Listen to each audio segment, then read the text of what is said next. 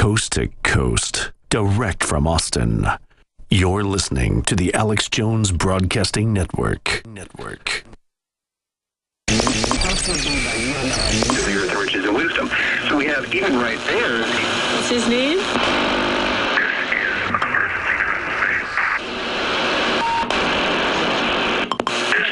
an emergency transmission from FEMA Region 6 in occupied North America.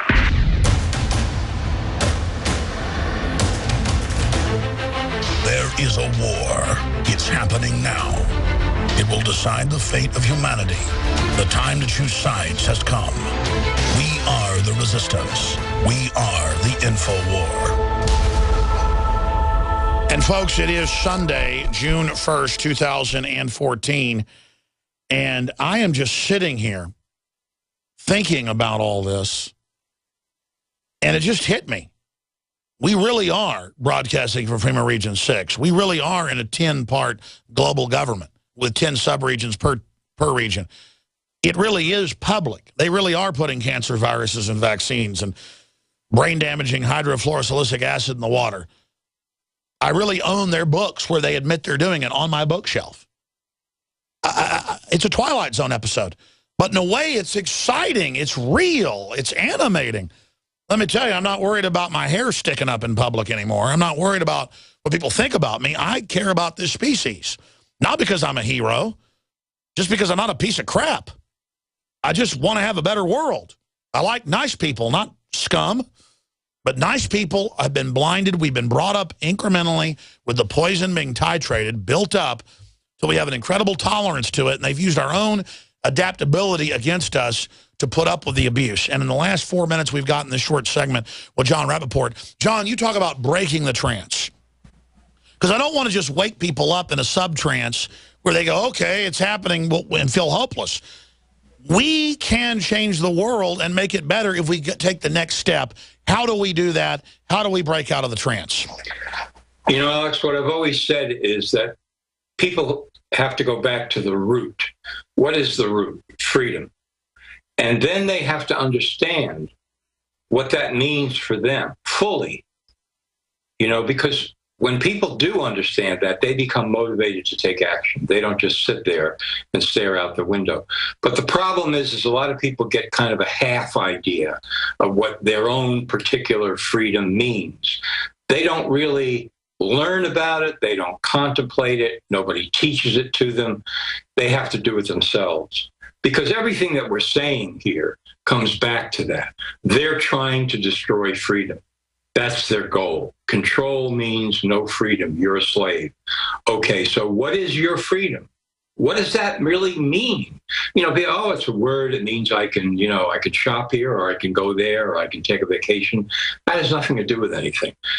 The deeper an individual gets to understand the root of his own freedom, he not only understands how they are trying to take it away, but what power lies in that freedom that he has, the power to act, the power to do the right thing, the power not to be a schmuck. The power to have your own original thoughts and not take up the false freedom of exercising the fake freedoms they try to sell us to carry out. Like, oh, you're free if you do this or that. Well, yeah, if I want to, but it needs to originate from my spirit, from my core, not from their system. You bet. You bet. And that's why they're going after constitutionalists, because constitutionalists begin to understand that, hey, my freedom really has nothing to do with the government at all. You know, or the media, or any official, anybody. It has to do with me. My freedom is prior to any law, any rule, any regulation. They want you to go to them to have them certify your freedom when the Constitution, Bill of Rights, Declaration of Independence are beautiful, because they say, no, your freedom already existed. We're just pointing some of it out here. We've got to say, I'm free. I don't care what the hell you say. Exactly. That's how it all starts. People have to separate that. They have to say, no, my freedom has nothing to do with anybody giving something to me. I mean, is that ridiculous? Does somebody give you, you know, your hand? No, it's yours. Somebody give you your freedom? Absolutely not. John, it's too powerful. I want to get you on for a full hour. this week. Guys, let's set up John Rappaport for the weekday show right now. Let's do a full hour on true freedom. I want you to write some notes up from that big brain of yours. Really a great mind, and to come on and share it with us this week. In fact, I may even let him host a few hours so I'm not interrupting. John Rappaport, I'd love to. You're awesome. You're beautiful, man. Hi, I'm Dr. Edward Group. It took me 20 years of searching the globe to find the deposit of the highest purity iodine available. The new Survival Shield X2 is mined from 7,000 to 10,000 feet below the earth in pristine, environmentally clean conditions. The iodine crystals we use are extracted from an ancient 300 million plus year old deposit deep in the earth. It's the strongest nascent iodine on the market today. It delivers 650 micrograms per drop. Experience the new formula. Experience the ancient purity. Shield your family. Survival Shield X2. Available now at InfoWarsLife.com. X2 from InfoWarsLife.com or call toll-free 888-253-3139. We now take you live to the Central Texas Command Center in the heart of the resistance. You're listening to The Alex Jones Show. You know, we've been running that liner for about 18 years on air, and folks used to think it was a joke, and it is kind of tongue-in-cheek. But now we really are under this occupied government. The bureaucracy, the corporate interest, they just do whatever they want. And it was in the Washington Times last week. I just talked about it with Gunners of America head Larry Pratt, that, the Pentagon is training to crush the Tea Party and gun owners and to use drones against them, and that is Northcom's main mission. I mean, it's crazy that, I'd talk about that 5 years ago with Dr. Paul Craig Roberts. He'd bring it up, and we were like, that's those nuts. And then now it's just all out in the open. We're moving into authoritarianism. The whole world is, in my view. And for 2 segments, because we got 4 guests today on this Sunday edition, Dr. Paul Craig Roberts, the father of Reaganomics, multi-time best-selling author, listed by many publications, one of the top 10 living economists. So he's kind of a big deal, sits on a lot of the boards, some of the biggest think tanks. He has been saying we're turning into a total authoritarian system and that we never really left the recession, and those numbers are now coming in proving that. I want to cover the waterfront with him about geopolitical things that are happening, Obama's West Point speech, really the state of the republic. We're going to talk about that in 2 short segments with Dr. Paul Craig Roberts. I'll also give you his website in a moment, so be ready for that. We, of course, syndicate his column at Infowars.com as well on the internet. But there's a lot of stuff to get to today here. Where do you want to begin, Dr. Roberts? You're also the editor of the Wall Street Journal, I should throw in for good measure. I mean, I threw out kind of a cornucopia of issues. What do you want to tackle first, or do you want to cover something else?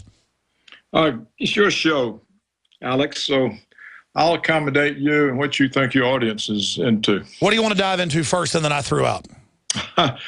Well, I thought that Obama's West Point speech was very revealing, and particularly some of the reaction to it. So maybe that sort of is in the news and sets the stage for a lot of the else that you mentioned. Let's get into it. Well, you notice that Obama said that he believed in American exceptionalism with every fiber of his body, or something to that extent. Now, what he's saying is that he believes that Americans are Übermensch, and that they are superior to other people in other countries, and that this superiority means that we have the right to prevail over others, and that we will continue to intervene in the affairs of the rest of the world, and that the military is the prime way with which we intervene. So we see here a policy of no diplomacy, just coercion, force. The only diplomacy the United States has is you do what we say or we'll bomb you into the Stone Age. Remember that? And he's saying that just because we're coming out of Afghanistan, it doesn't mean that we're not going to continue to intervene wherever we think that we want to. So this, in a way, is an indication that there's no backing off on the strategic threat that the Obama regime has brought to Russia and the Ukraine, that there's no backing off on the Obama regime's resurrection of the Cold War in place of the Soviet threat. We now have the Russian threat, and we are building up forces in the Baltics and in Eastern Europe, and or against a non-existent Russian threat.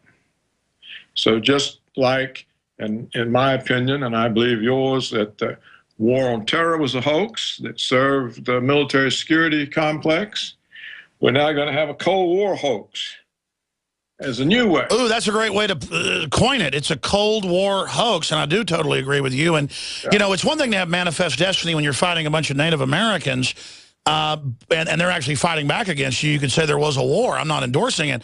But to start a new Lebensraum or living space thing, you know, against Russia and people, it's just madness, especially when the country itself is sinking into the mud. That's right. And look, it's also, revoking Reagan's greatest accomplishment. You know, Reagan ended the Cold War. You know, the Reagan-Gorbachev agreements ended the Cold War. And by the way, you don't toot your horn, but you were a big part of that. I had a role in it. Yes. And so we now have the United States government repudiating its most popular president in a long, long time, and his greatest accomplishment, and a great accomplishment for humanity, because ending the Cold War greatly reduced the threat of nuclear annihilation of everybody. And so now we're going to start it back up, which means that the whole notion of something going wrong and the button getting pushed and nuclear weapons going off, and as all the scientists have made clear, and it's going to kill reforms in Russia. It's going to kill the whole world if something goes wrong. You know, the scientists have made it clear that if 1% of the weapons in the American and Russian arsenal were used, there'd be a nuclear winter. Billions of people would die of starvation. The agriculture would be wiped out for 10 years. You know, the catastrophe, the potential catastrophe of starting up another military competition with another nuclear power, this is reckless beyond anybody's imagination. And it's all being done so they can continue to steal money from the taxpayers, give it to the military security complex to prevent us, to protect us against a hoax threat, and then the money cycles back to the politicians and campaign donations.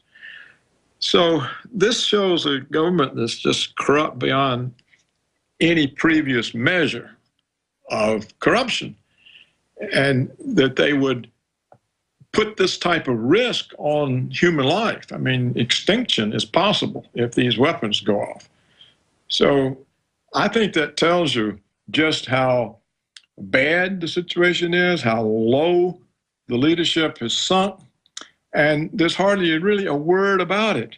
The Washington Post jumped all over Obama for not being aggressive enough, for not sending troops into Syria, for not sending NATO into the Ukraine. We have to protect all these people, blah, blah.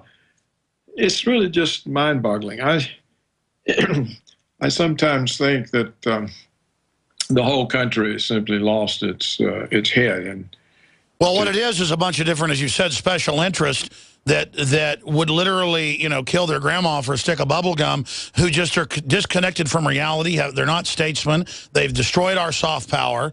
You know, they have, Obama says he built a business, you didn't build it. 2 + 2 = 5. They teach the kids in school. This is a general insanity in the ruling class, in my view. And I don't know where it goes, Dr. Roberts. Well, I think it goes to collapse. It goes to collapse. And that's probably the best hope the country has, because when it collapses, the elites are all discredited, and it gives us a chance to do something else. If if we're ready and aware and can get partially out of the matrix so that we can think. Wow, it's just